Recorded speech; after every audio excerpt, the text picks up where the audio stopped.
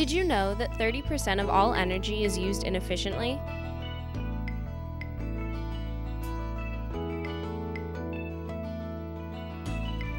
That's 30% used inefficiently, some of which is coming from cell phone chargers, laptop chargers, and anything else that is left plugged in while not in use.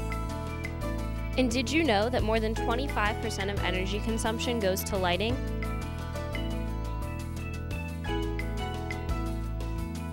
Yet only 10% of energy produced by a regular bulb makes light.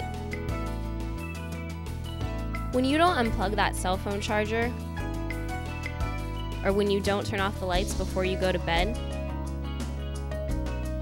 it may not seem like a big deal.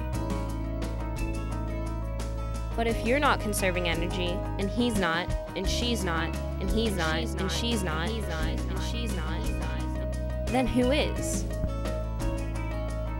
If energy efficiency improved by just 10%, it would equal a reduction in greenhouse gas emissions equal to taking 30 million cars off of the road.